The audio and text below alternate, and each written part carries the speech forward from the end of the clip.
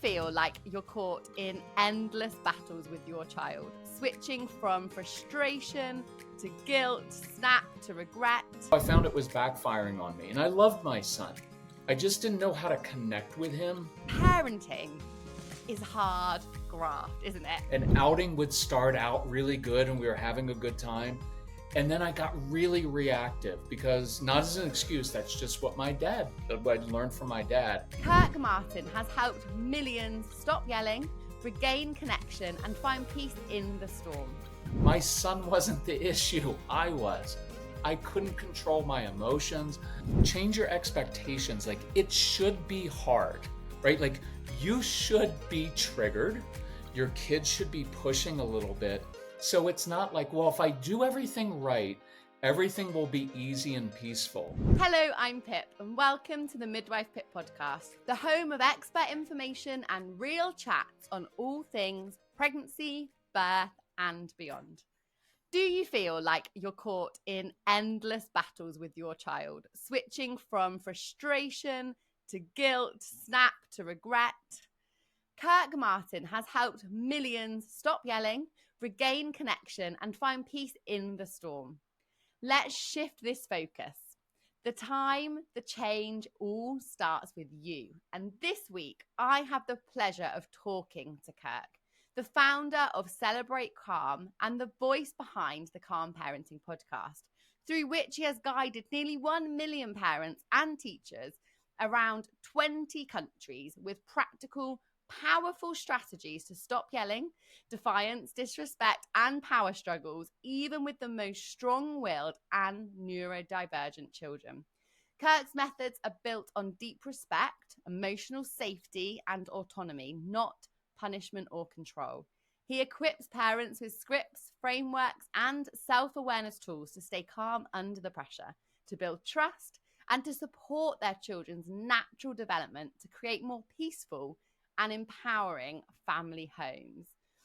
Kirk, welcome to the podcast. My goodness, it sounds like we all need you in our homes as families. So thank you so much for giving up the time to come and chat to us. Pip, I'm super excited for this, so thank you for the invitation. Oh, no, it's amazing because parenting is hard graft, isn't it? I feel like it's so tricky, and so many of those things that I kind of just described, those difficult emotions, those power struggles, I feel like there's a bit of a shady idea about sort of guilt associated with those, or shame associated with those, and judgment. And I really want us to be able to lift the lid and explore those kind of more difficult emotions. But before we really pick your brains, Kirk, I'd love to understand what led you into the field of parenting and doing the wonderful work that you now do with parents. It was our strong-willed son who came out of the womb with boxing gloves on, right? And so Pip, I'm the son of a former career military guy, right? So my dad was fear and intimidation, my way or the highway approach. And so I thought, well, I'll just do that with our son. But as you know, with strong-willed kids, the more you go at them, the harder they come back. You cannot intimidate these kids, and you don't want to even try. Yeah. And so I found it was backfiring on me, and I loved my son. I just didn't know how to connect with him, and I couldn't control myself. And so there were all these moments where an outing would start out really good and we were having a good time. And then I got really reactive because, not as an excuse, that's just what I'd learned from my dad. And I finally figured out my son wasn't the issue, I was. I couldn't control my emotions. I was too reactive. I had control issues, anxiety issues. And when I finally started to focus on controlling myself, then it's magical, as you know. Our son's behavior changed because he didn't change, I changed. And it was really cool. And so that kind of set us on this path. And Pip, I really like the kids who are different, the neurodivergent kids. And I started volunteering in our son's classroom because he struggled. And I was doing all these things with all the different kind of kids. And it just snowballed from there. We invited them into our home. In some ways I was thinking we were kind of like a midwife to these parents and kids that they just didn't fit in the system. But when we brought them into our home, we got to see them in a different light, teach them how to control their emotions and impulses. And then everything kind of grew from there. But I feel like I've changed more than anyone else. These kids they're given to you because they're going to cause you to change and grow up. And I was just writing kind of a podcast episode about reframing this. It's an adventure, right? From like, Mm. oh, I need to raise kids and discipline them and motivate them and make them get dressed to, it's an adventure where we're all growing up together in a way. And when you look at it like that, I kind of like adventure. So it helps me to see it through that prism. Definitely. And we're all learning together and growing together. I look back at the version of me before I've got two sons, and before I had them, and I think, who was that person? I have grown so much in so many ways, and they have taught me so many enormous lessons about myself and likewise my husband and our relationship and our dynamic. It's such a powerful time of change. Kirk, what moment was it when you realized that yelling or that kind of trying to control your son parenting style wasn't working and that you needed something deeper? There was kind of a very specific incident where Casey was working on a school project, and my wife had asked him, like, hey, Casey, take out the trash. And he was, no, I'll do it in a minute. And the way I grew up, it was, no, you need to be immediately obedient. You're going to take that trash out now. Don't talk back to your mother. And Yeah. I walked into the kitchen like I always did, and I started escalating things and kind of yelling at Casey. And as usual, he ended up in tears, running off to his room. And I looked at the project that he was working on from school, and it was titled, the teacher had given him a project, write about your superhero. And my son, because he's strong willed, had said, I don't want to write about that because I don't have superheroes. My superhero is my dad. And Oh. it crushed me because he was saying all these things about me, like my dad gets up early and takes me to play hockey, and he does all these things, and I want to be like him. And then I had to reflect and say, no, I don't want you to be like this version of me, because Mm. I'm reactive and I say hurtful things. And after that moment, things really changed because I realized I was really hurting the kid that I loved. And I Yeah. didn't know that I had all these patterns from childhood. And that's what's beautiful about your story. Like, it's changing your marriage, right? Because you and your husband have to wrestle over, how are we going to handle these two boys? And we maybe didn't talk about that before we got married. And now we're having hard conversations. So I love how honest you are about that.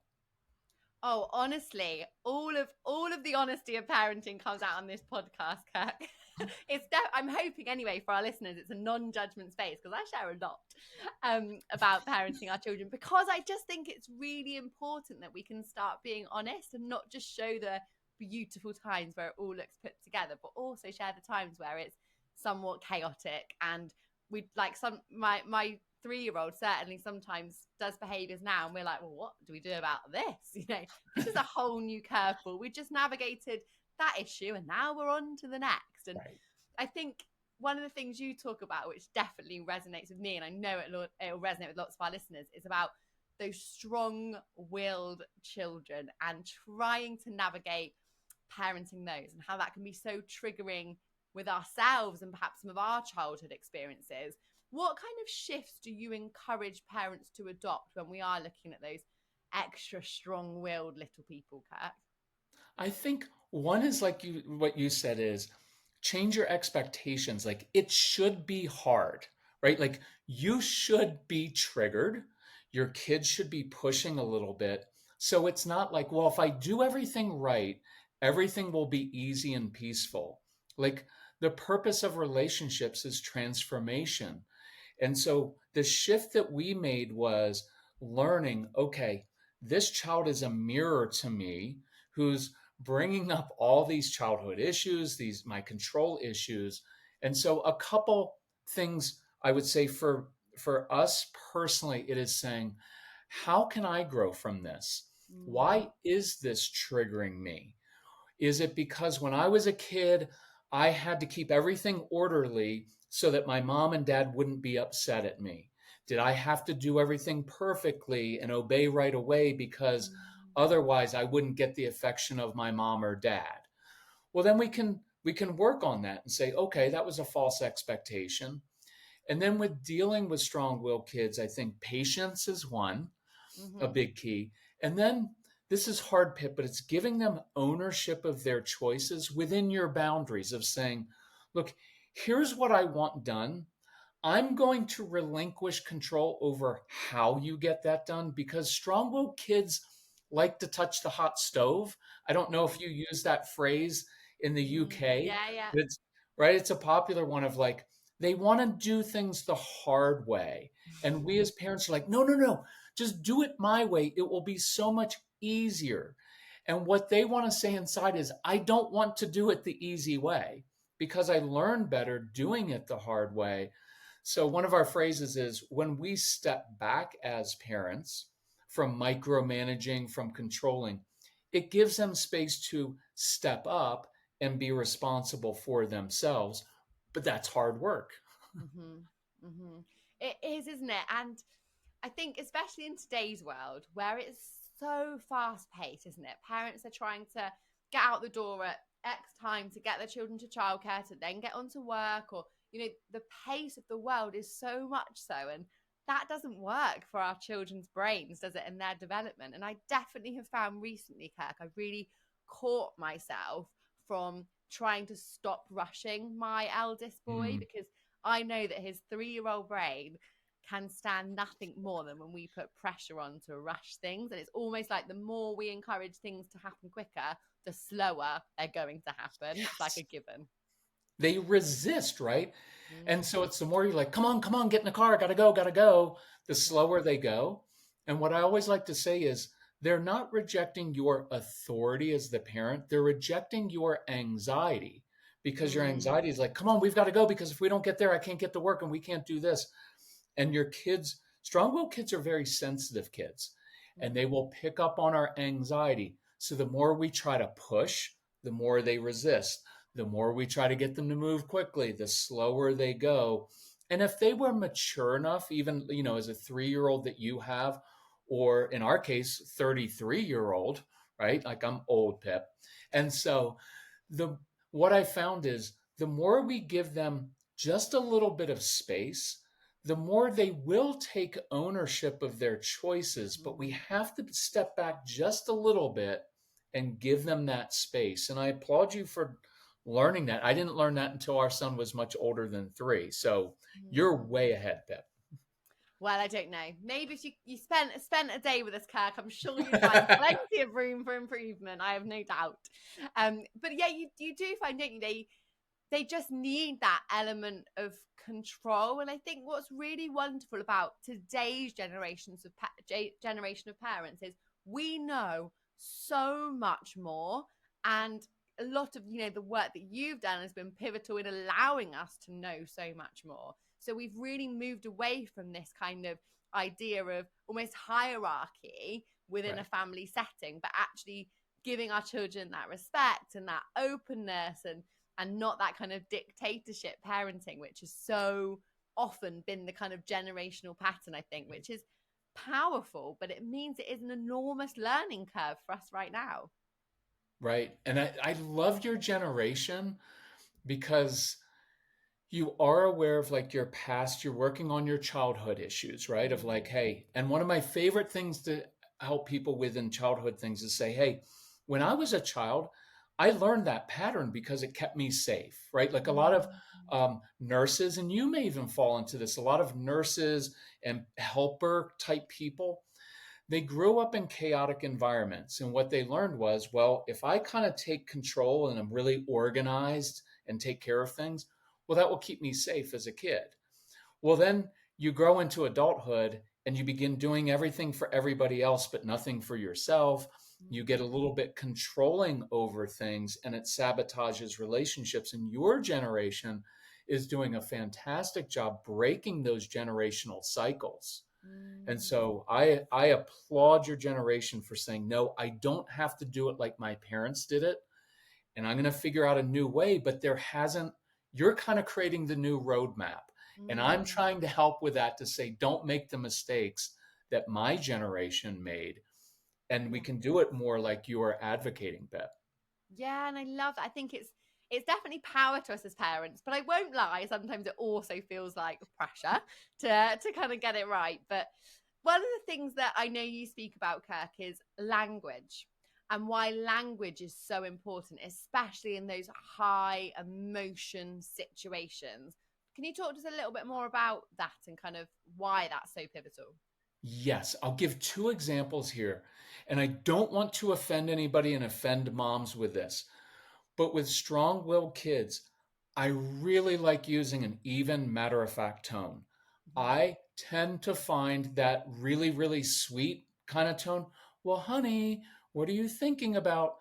To a strong willed child who's kind of 3 going on 23 or 12 going on 42, it sounds a little bit condescending to them. And Mhm.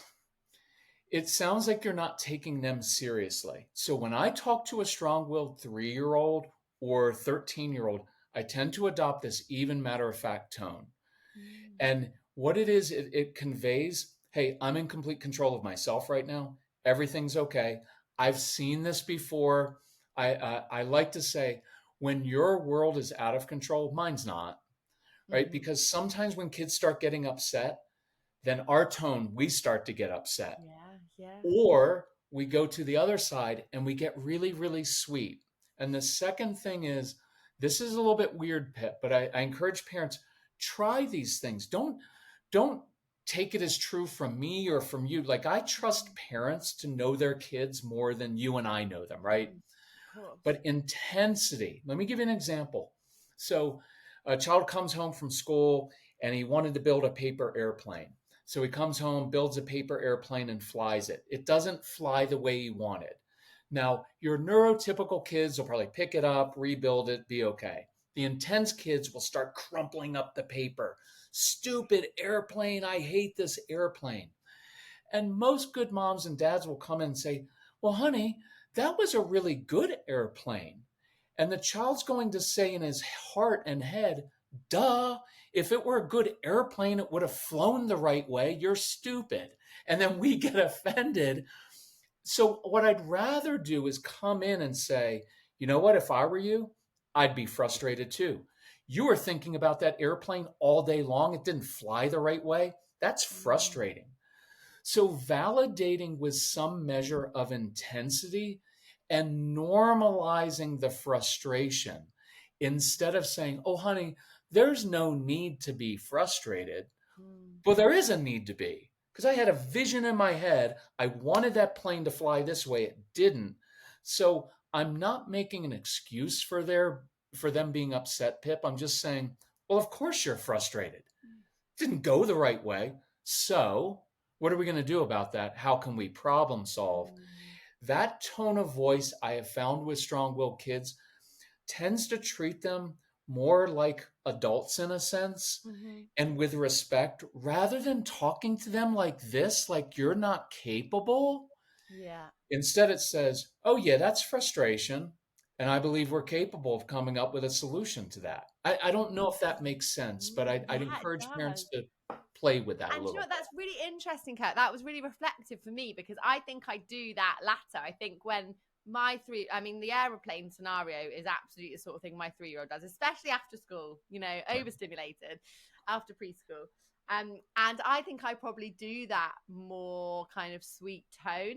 And he Right. doesn't respond particularly well. Like you say, he just gets more annoyed that, like, well, to me, this was immensely important. And I'm almost putting down the importance of it by trying to Right. stop him being upset. Whereas my husband won't use that sweet tone. He'll just use his normal voice. And actually, he does often respond to my husband when he is in a bit of a meltdown situation better than to me. So I'm definitely going to take that away and implement that and see what impact that has. It's really, really interesting. It's fascinating. And because of your approach of like having respect for the child, in some ways it says, oh yeah, that's a normal thing to experience in life. And it's also normal to expect you to be able to for us to problem solve with Mm. that. So that's Mm. cool that you and your husband have that balance because there are times where your little ones need your kind of nurturing, sweet kind of presence that you have. And it's interesting that they respond to your husband in that way. So yeah, I would experiment with that. Yeah. I use that with little kids, teenagers, just about everybody. Mm. I'm almost excited for the next meltdown just to test it out. It'll come. I'm sure by 9 a.m. tomorrow morning we'll have had a good It go. will come. I'm hoping for that for you as well. I love it. This episode is sponsored by Biogaia, designed to support tiny digestive systems and bring comfort when it's needed the most. Just a few drops a day can help maintain balance in your baby's gut, supporting everything from uncomfortable symptoms to overall well-being. Trusted by parents worldwide, Biogaia probiotics are gentle, safe, and backed by science, giving you peace of mind and hopefully a little more rest too. You can find Biogaia baby probiotics at biogaia.co.uk, because when your baby feels better, the whole family does too. Now, neurodivergent children or very sensory sensitive children, I know that for those parents, those kind of outbursts or meltdowns can be an even more regular occurrence. How can parents feel confident in themselves, staying present rather than reactive? I think, especially for those children where it is a really quite regular situation. I'd say a couple things. One is when your child starts to melt down, realize that most of it is a feeling of loss of control. So rather than coming in and saying, hey, you need to calm down right now, because nobody likes to be told to calm down. Yeah. It's infuriating. And it's impossible, isn't it, as well, I think? Like It, when you are in that state, someone just going, calm down is just, yeah, completely, it even makes as you more adults, upset. helpful. Pip, that's a great point, because I think that leads into this, because it's like calm down and the child is like, I don't know how. Yeah. And then my son one time said, Dad, you keep yelling at me to calm down, but apparently you haven't mastered that skill yourself.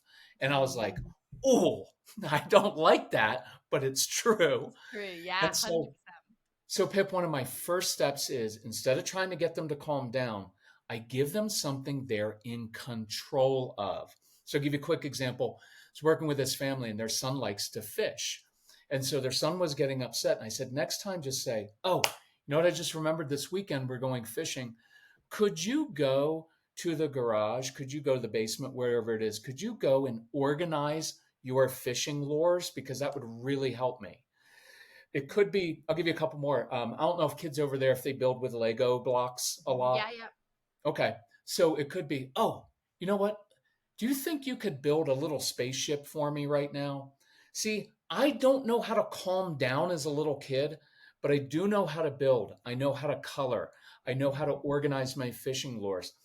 Lead first with giving them something they're in control of, and that will often calm the situation down. And then the second thing is, and this is a weird, simple one. I like simple ones because parents are busy. Just try sitting down. The next time your kids, whether they're 3 or 13, are getting upset, I sit down. It changes the dynamic from coming into a room kind of all big and frustrated, what's going on here, to, well, now the adult is sitting down.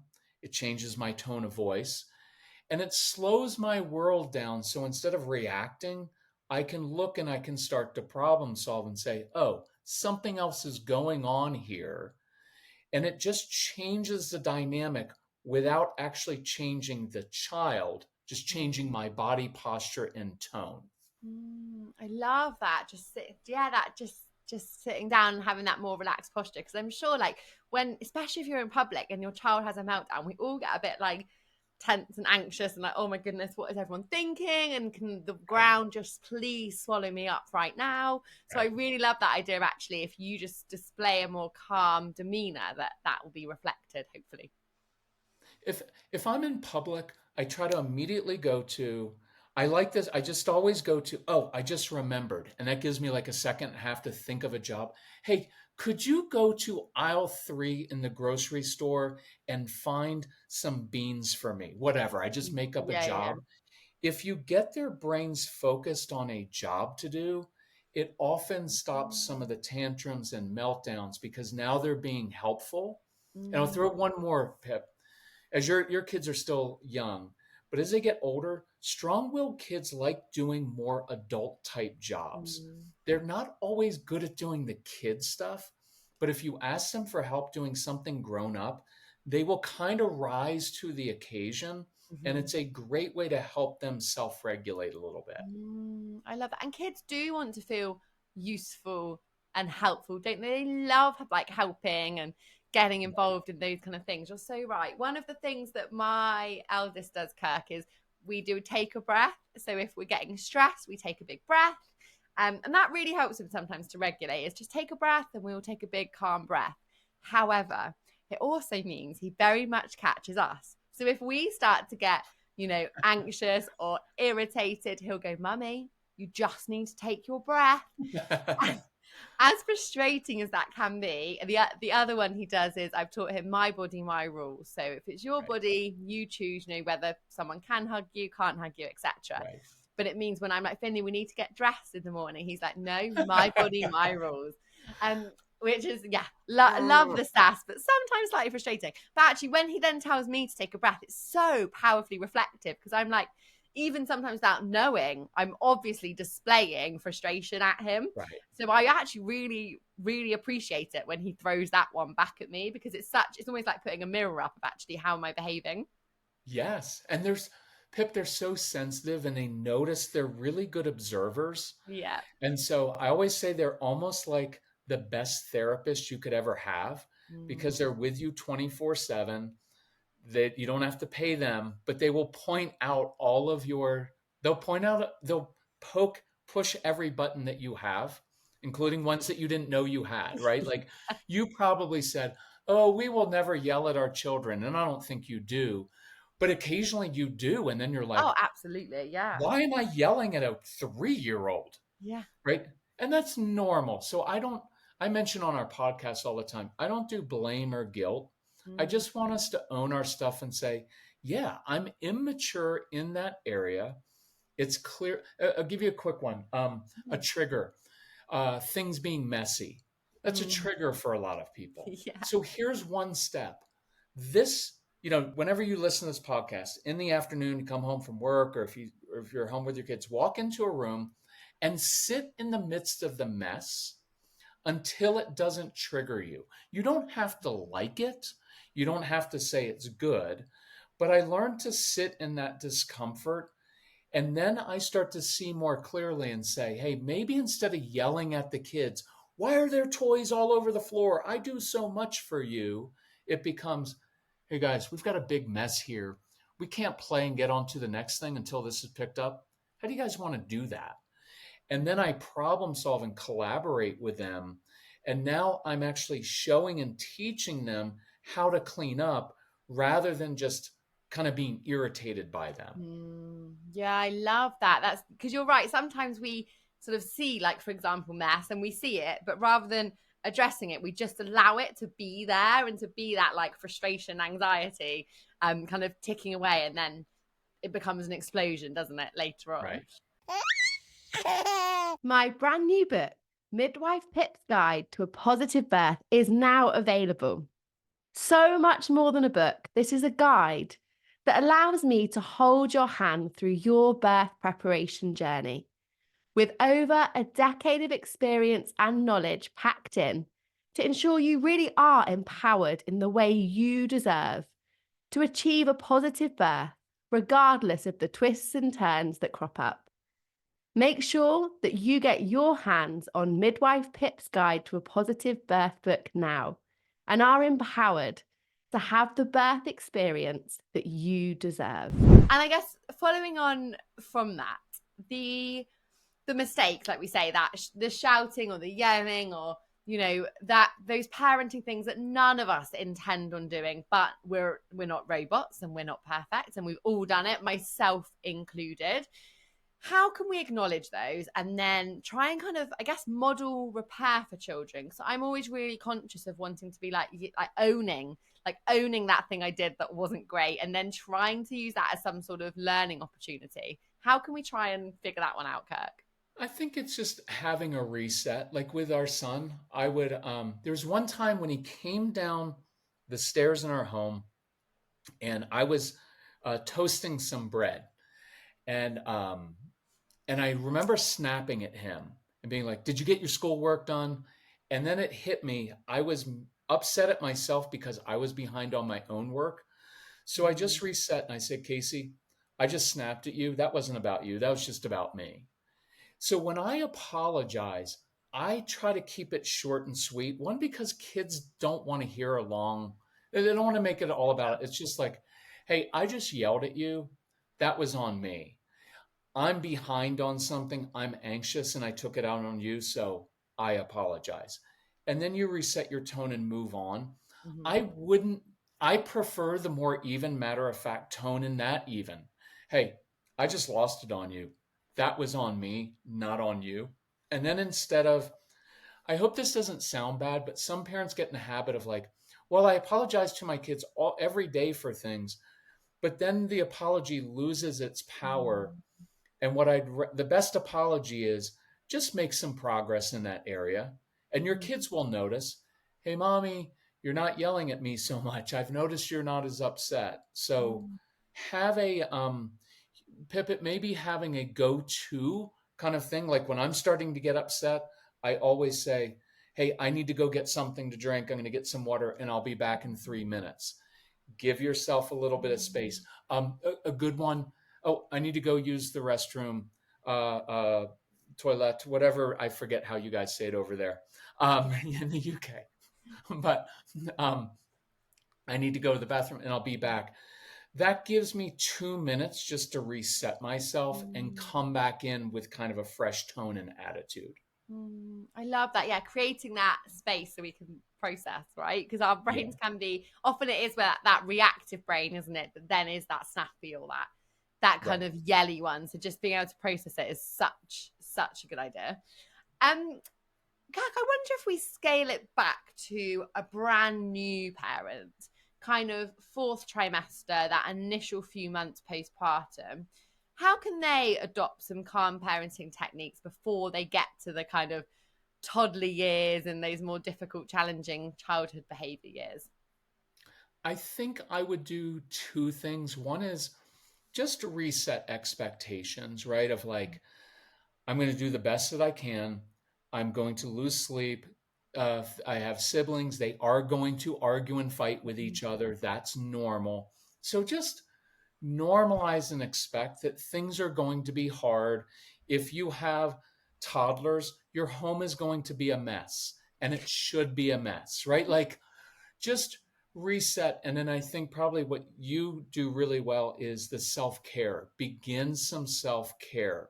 Sometimes just leave things a mess. And if you get a chance to take that little nap, take the nap. Mm, Start making yourself a priority so everything isn't about the kids. I know when they're infants, everything is about the infant, right? mhm, You're, Pip, at an age with 3-year-old where your 3-year-old can start to be responsible for a little bit, a few more things for himself.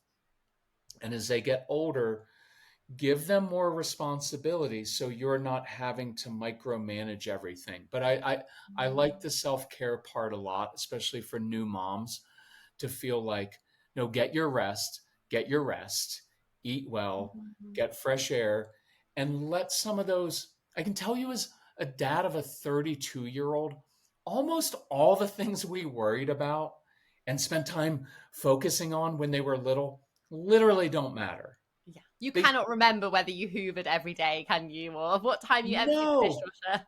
You know what did matter is just being the person you want to be, right? Mm, If because you have a DNA in your home, and if your home, like with you and your husband, like you should fight some, right? There's going to be times where you yeah. two disagree. We're strong willed too. That's why we've got strong willed children. Oh, I can tell. I can tell you've got a lot of energy, Pip. I would not want to raise you, but I would want to be your friend. But you two have a DNA in your home in which you are purposefully and intentionally breaking old patterns. You're becoming the best people you can. your kids are growing up in a home with two parents like that. They're going to see you two get in a little fight, but then hug and make up.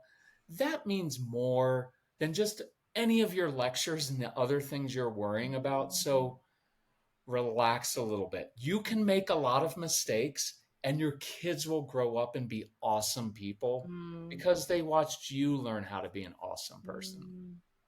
I love that, Kirk. That feels like such an almost pressure release of sometimes I think we Yes. think, oh my goodness, if we do, if we do shout at our children, if we slam that door, that we've then damaged them. And that's it. We've damaged our children. But actually, like you say, the world isn't perfect. And so the idea that we need to be perfect in our parenting and then shape this perfect person actually doesn't help them, right? When they go out into the big wide world and have to Right. face imperfection and challenges. Right. Yeah. Just relax, moms and dads. If you're listening to Pip's podcast, it means you're a purposeful, intentional parent. You're a good parent. Your kids are going to turn out fine. You're just going to have some struggles. Some of your kids aren't going to like going to school. They're going to get bad grades. I'll do this quickly. Toddlers are their job description is to explore, be curious, make messes, and ruin your agenda. So take cut your list of things you want, because moms are usually very purposeful, right? Like, well, I have 12 things to get done today. Just take half of them off the list, at least half off. When your kids get a little bit older, they're supposed to get in trouble because little kids are supposed to be impulsive. So if Mm, you get a call from school that your son or daughter did something in the restroom or did something, that's normal. Middle school kids, well, I don't know the ages, maybe like in that preteen kind of yeah. ages, 11 to 13, they're usually really unmotivated kids, right? They sit around in a hoodie sweatshirt. I don't know if they do that in the UK, but Oh here yeah, it's yeah, yeah. They're made of the same stuff, right? hoodie sweatshirt, playing video games, grunting at you, not really motivated. And then high school kids are going to be pushing for their independence. It's all part of the process we all went through. Your kids are going to do that. And then they grow up and they become more like you. And it works out really, really well. So chill a little bit, moms and dads. I You're good. love that. Relax, and it's all gonna be just fine. It's all gonna It will be. figure out. All gonna figure out. Keck, everyone that comes on the podcast, I ask for 3 top tips, and you've given us so many top tips. So these may be a summary, and that is totally fine. But if you could share 3 top tips to parents who are struggling with their little people's behavior and button pushing, what would it be? I'd say number one, focus on controlling yourself. Control Mhm, yourself, your own anxiety. Sit down, use the even matter of fact tone. mhm, Number two, I like the ownership idea of, hey, here's what I want to happen. I don't care how you get it done. I'm going to give you some freedom and space to do it in a way that I don't even like, mhm, because that builds their resilience and responsibility. And then the third thing, which popped in my head, is enjoy them. We mhm. get so busy, right, Pip? Because of like, well, I've got to teach them this and I have to show them this and I have to motivate them. And we forget to enjoy them. And I think if you can step back and enjoy, like our son has a mouth on him. Now that he's grown, it is so much fun. We trash talk each other all the time, and it is wonderful because we bond over that. Enjoy the wit, enjoy the humility that comes from them calling you out, like, mom, it seems like you need to take a time out right now, right? You're like, no, I don't, I'm the parent. And then you're like, oh. So enjoy them and enjoy the process. I love that because it does. They say that there's a day, the days are long, but the years are short, or something like that. And it's Yes, so true. It's so, so so true. true. So it's hard when you're in those days that do feel like they're going on for a year. It's hard to believe. But then you reflect back and you're like, wow, where has that time gone? It is phenomenally precious. So Can I give thank you you one for that. more, Pip? Can I do Please, one yeah. more?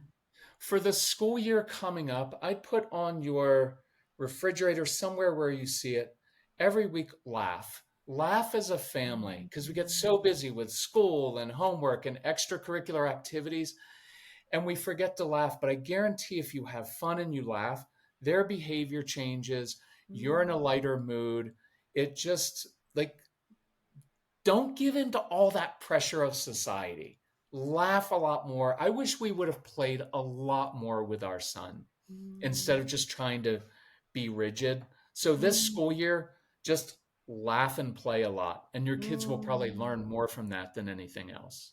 You're right, and more from simple laughter and playing with you at home than like big, fancy planned trips and days out with Yes. structure Save and your ritual. money. Yeah, Get yeah. If I were your neighbor, I would buy your two boys. I would just bring them cardboard boxes Oh, and it's let the them best, play with isn't it? You it. know what? We were doing some sorting out of our shed at the weekend, and the boys played pretty much all afternoon. And they had plastic boxes filled with water, and we blew up some old balloons that we had left in a drawer somewhere. And they had the best time all afternoon, and we Yes. managed to stay out of the shed. It was brilliant, and it was so lovely just to watch them Yes. just being kids, just being. And I think they're the things. Well, I like to tell myself those simple things are the things they're going to remember as their childhood, not the big fancy like odd day out here and there, but just the way they felt in the day to day at home. Yep. Yep. Absolutely. Oh, Kirk, thank you so much. It's been so lovely to be able to talk to you, and the tips that you shared with us and just validating the normality of navigating our children's emotions is so important. So thank you. It's been great to chat. Pip, this was awesome. Thank you.